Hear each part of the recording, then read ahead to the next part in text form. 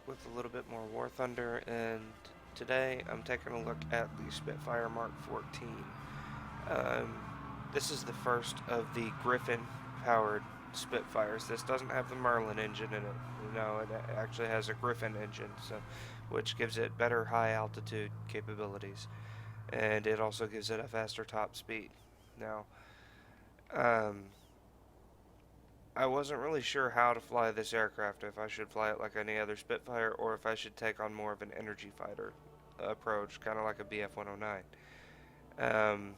I decided that in order to fly this plane correctly, it was best to get it up to high altitude and then take on an energy fighting role. So, um, now, even though that was the decision I came to, ultimately I ended up turn fighting in it like any other Spitfire. This thing can still turn. It's still a very good, very maneuverable aircraft. Now, today's battle, I had to salvage it from the replay system because I wasn't recording when I played it, but I did have a really good game in it.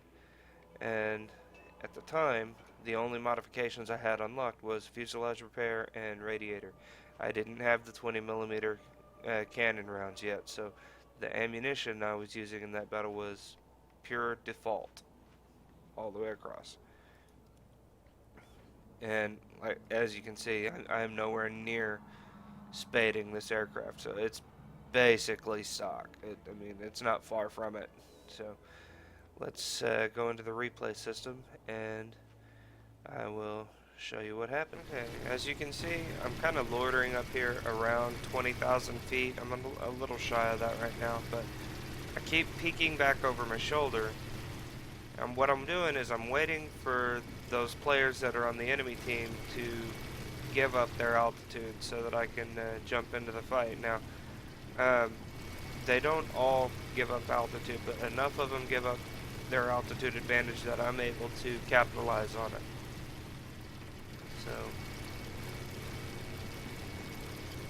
just keep checking and staying far away from the actual combat, so that I don't pique their interest and become a target for them.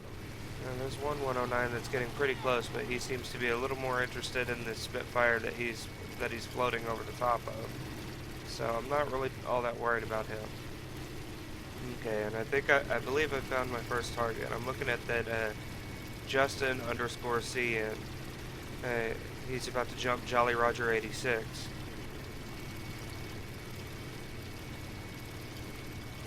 And so I take the opportunity to jump him because right now he's distracted by the Corsair.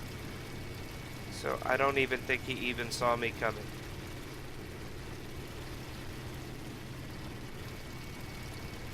On my attack run, and this is more or less a boom and zoom, but I know full well that if I was to dive with this 109, if he was to go into a dive, he can outdive me. But as luck turned out, he was pulling back up, didn't even see me coming. There goes his wing. Now, he's not exactly dead right now. He's still flying, but he's going to lose control of his plane here in a little bit, and he's going to J out. So that's my first kill.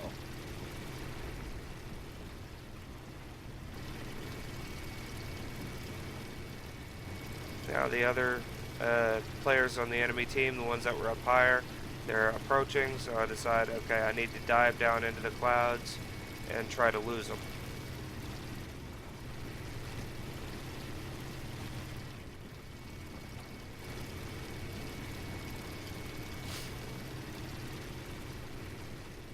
And as luck would have it, one of them decided to engage another of my teammates, which left me an opening to go after him. He also decided to engage the Corsair. I feel like I was knocking things off of this Corsair's back for a good portion of this battle, but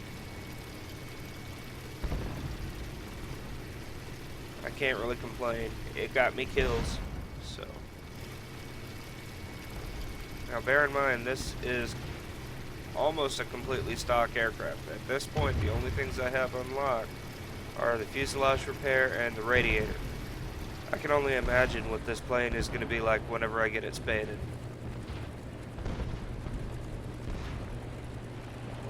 Okay.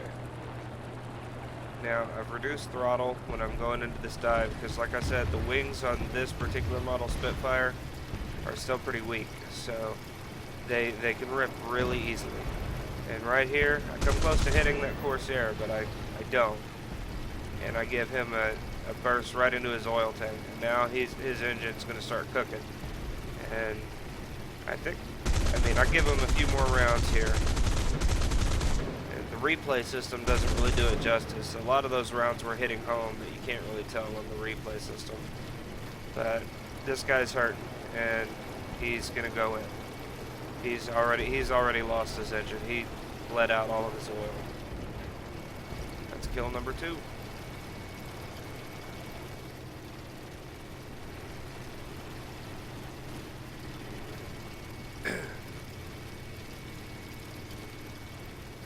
So now I'm in a situation where I'm at a low energy state. I got a BF-109 diving in, and this is where the maneuverability of the plane really comes into play. I'm able to turn inside and underneath the BF-109 and avoid him. And this is going to happen several times.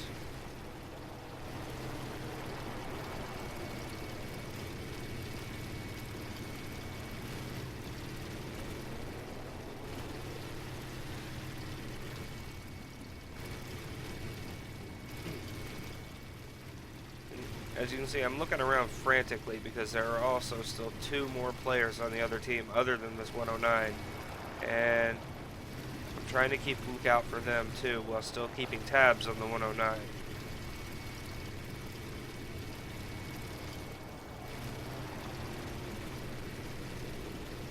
And there's one of them, FW-190.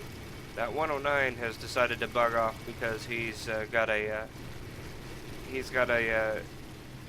P-51 closing in on him, so he's about to have problems of his own. So now the 190 takes up coming after me.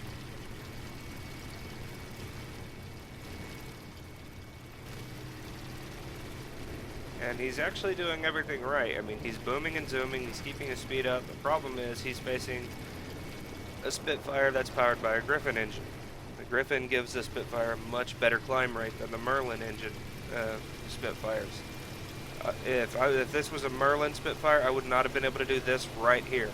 Climbing to meet an FW-190 who is in a higher energy state than I am. But as you can see, I've caught him.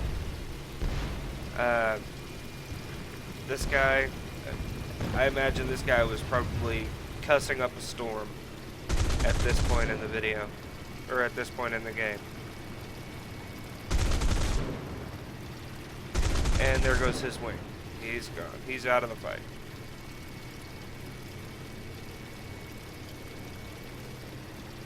And that's pretty much going to do it for this video. That was the last kill of the battle. The P-51 ends up knocking out the BF-109, and he gets an assist on the ME-410. But yeah, so let's go look at the results. Okay, and here's the results of that battle. Walk away with 3 kills, no deaths. The P-51 pilot ends up walking away with just as many kills. He gets a higher score because he also got the assist on the ME-410. Overall, not a bad game, especially considering the fact that I wasn't sure if I should fly this plane like all the other Spitfires, or if I should take on more of an energy fighting approach. And as it turns out, this plane, with its higher engine performance, can actually perform both roles. It can energy fight, or it can turret fight. Not a bad aircraft, and also considering that the only things I had unlocked for it were the fuselage repair and the radiator. I didn't have this 20mm offensive air target belt, so I was still using default for that battle. So I can only imagine that after getting all the rest of these upgrades, that this plane's gonna turn into a real monster. So I'm ready to see what it does once I get it spaded. So that's gonna do it for this video. If you liked what you saw, click the like button down below. If you want to see more, subscribe, and I'll see you in the next video.